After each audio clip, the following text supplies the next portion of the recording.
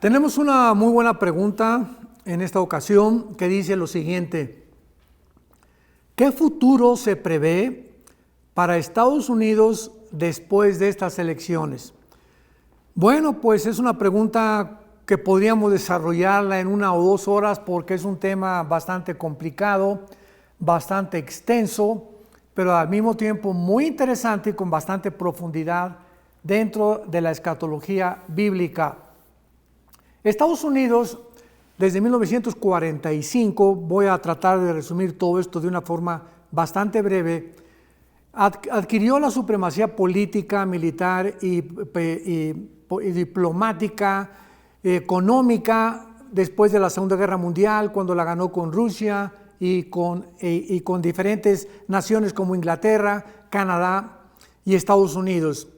Y entonces Estados Unidos se convirtió en un papel preponderante porque comenzó a levantar la bandera del capitalismo y la democracia. Y todas las naciones comenzaron a seguir este modelo de la democracia.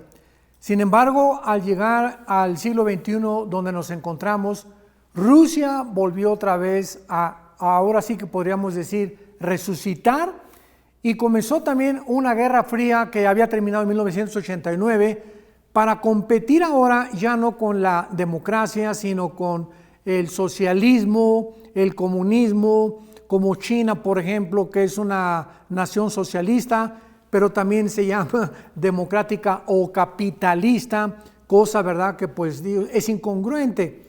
Entonces, Estados Unidos no se encuentra en las profecías bíblicas de los últimos tiempos.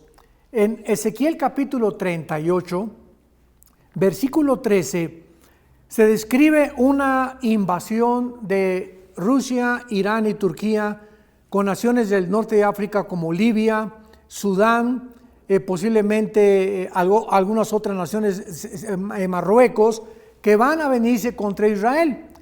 Y lo más interesante de esto es que cuando esta invasión se lleve a cabo, no aparece Estados Unidos defendiendo a Israel. Y la pregunta es, ¿por qué? El versículo 13 dice las naciones que van a protestar contra la invasión sin tomar parte ni tampoco poder detenerlos. Sabá y Dadán, que son Arabia Saudita y algunas naciones árabes, y los mercaderes de Tarsis. La palabra Tarsis está relacionada con el Reino Unido, que abarca Inglaterra, Irlanda, etcétera, etcétera. Es una isla inmensa, y de ahí nacieron los Estados Unidos, Canadá, Australia y Nueva Zelanda. Se podría decir que son las hijas, ¿verdad?, del Reino Unido o de Tarsis bíblicamente.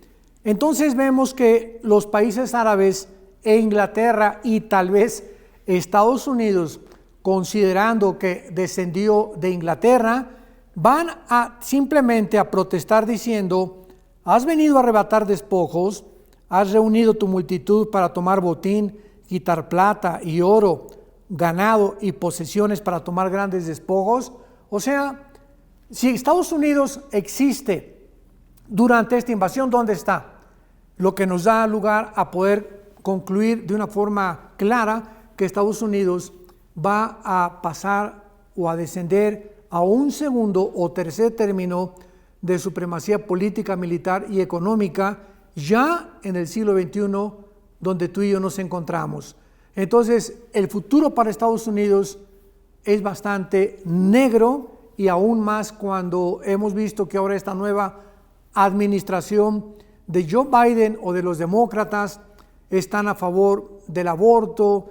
Han muerto de 1973, que se estableció, legisló el aborto, hasta nuestros días, que estamos hablando aproximadamente 40 años, 50 años, han habido más de 65 millones de niños abortados. 65 millones de abortos. Después se legisla que la oración ya sacarla de la escuela. Después, en el 2015, el expresidente Obama legisla el matrimonio gay en Estados Unidos, y ahora viene la nueva administración del presidente Biden para legalizar la pedofilia. Antier, la vicepresidenta Kamala Harris acaba de declarar que va a legalizar la prostitución. Imaginémonos nada más. Entonces, ahora que se legalice la prostitución, pues va a aumentar el tráfico humano.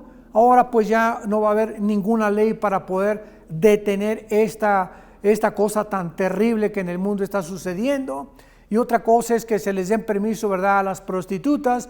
Y otra cosa es que se legalice como algo completamente normal. Vivimos un mundo de cabeza donde tenemos que entender que los Estados Unidos están actualmente bajo el juicio de Dios.